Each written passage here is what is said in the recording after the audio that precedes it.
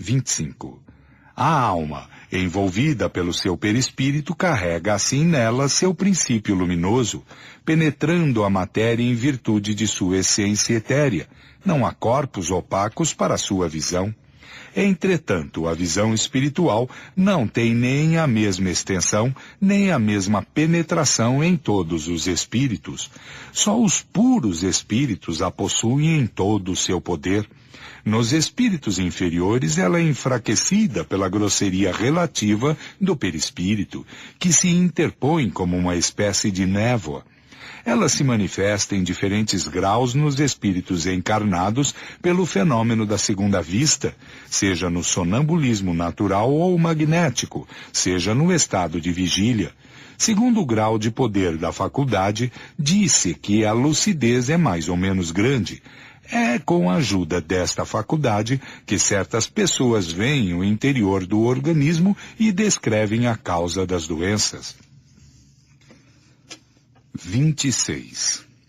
A visão espiritual dá, pois, percepções especiais que, não tendo por sede os órgãos materiais, se operam em condições diferentes da visão corpórea.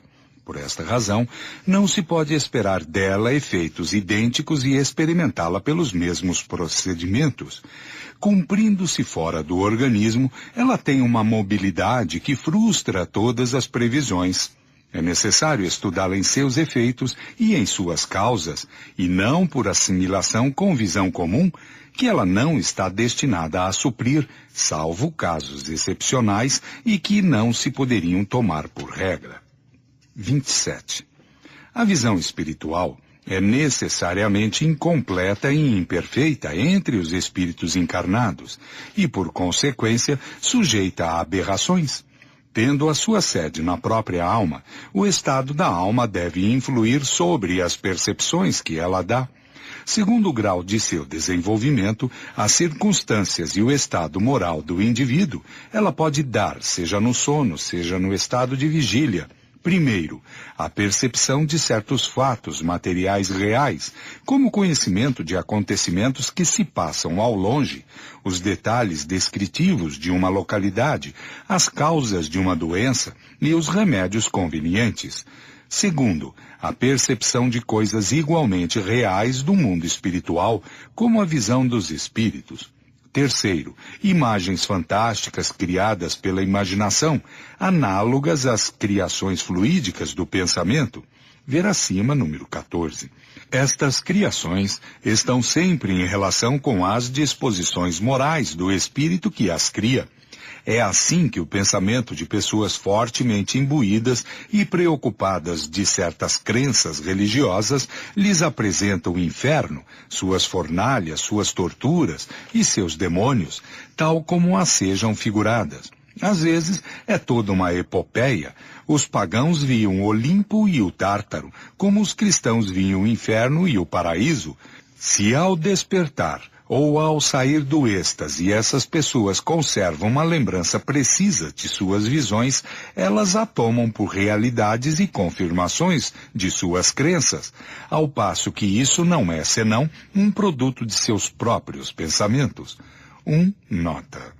É assim que se podem explicar as visões da irmã Elmerich, que, se reportando ao tempo da paixão de Cristo, disse ter visto coisas materiais que nunca existiram, senão nos livros que ela leu, as da senhora Cantanilli, Revista Espírita, agosto de 1866, página 240, e uma parte das de Swedenborg. Fim de nota. Há, pois, uma escolha muito rigorosa a fazer nas visões estáticas antes de aceitá-las. O remédio para a demasiada credulidade sob este aspecto é o estudo das leis que regem o mundo espiritual. 28. Os sonhos, propriamente ditos, apresentam as três naturezas de visões descritas acima, e as duas primeiras que pertencem aos sonhos de previsões, pressentimentos e advertências. Nota. Ver capítulo 16º, Teoria da Presciência, números 1, 2 e 3. Fim de nota.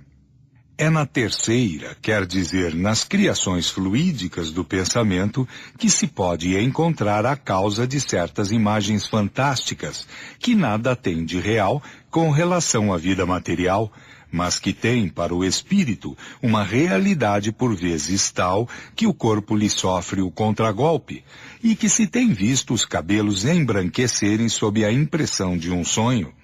Estas criações podem ser provocadas pelas crenças exaltadas, por lembranças retrospectivas, pelos gostos, os desejos, as paixões, o medo, os remorsos, pelas preocupações habituais, pelas necessidades do corpo ou um embaraço nas funções do organismo.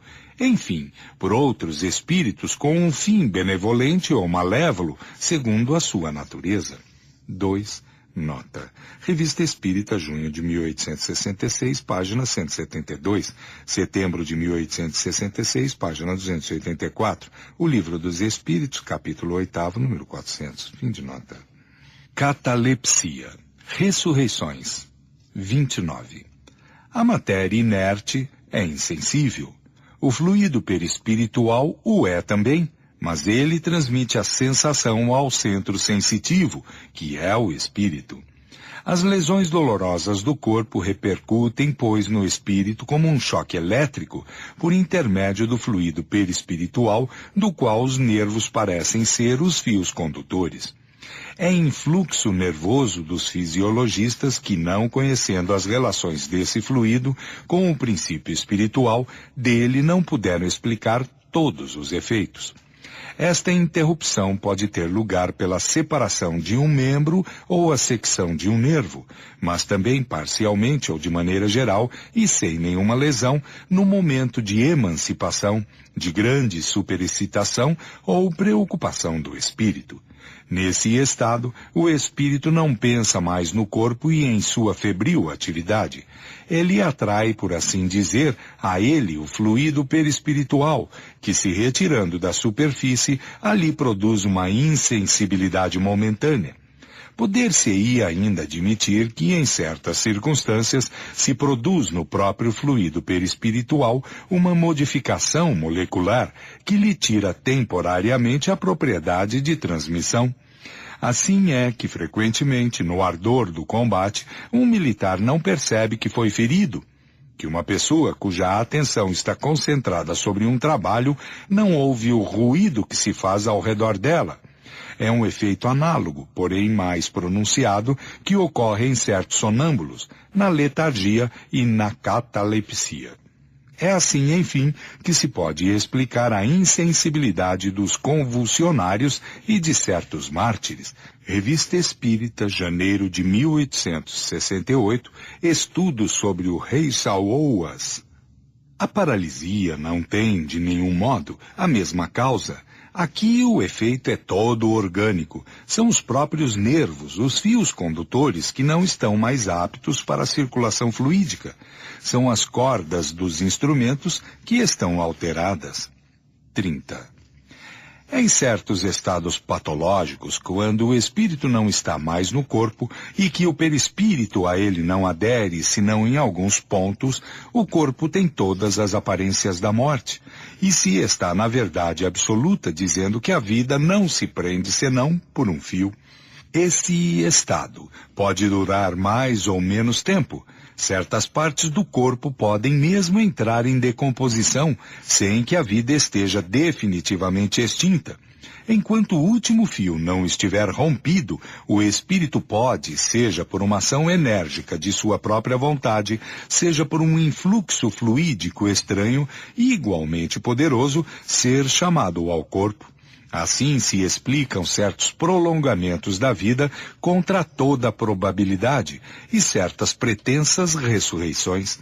É a planta que desabrocha às vezes com uma única fibrila da raiz, mas quando as últimas moléculas do corpo fluídico se destacaram do corpo carnal, ou quando este último está num estado de degradação irreparável, todo o retorno à vida se torna impossível. Nota. Exemplos, Revista Espírito, Dr. Cardon, agosto de 1863, página 251. A Mulher Corsa, maio 1866, página 134. Fim de nota. Curas. 31. O fluido universal, como se viu, é o elemento primitivo do corpo carnal e do perispírito, que dele não são senão transformações. Pela identidade de sua natureza, este fluido condensado no perispírito pode fornecer ao corpo os princípios reparadores. O agente propulsor é o espírito encarnado ou desencarnado, que infiltra num corpo deteriorado uma parte da substância de seu envoltório fluídico. A cura se opera pela substituição de uma molécula sã a uma molécula malsã. O poder curador está, pois, em razão da pureza da substância inoculada. Ele depende ainda da energia da vontade, que provoca uma emissão fluídica mais abundante e dá ao fluido uma maior força de penetração.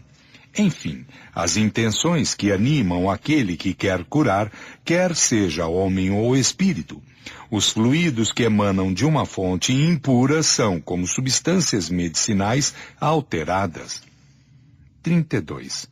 Os efeitos da ação fluídica sobre as enfermidades são extremamente variados, segundo as circunstâncias.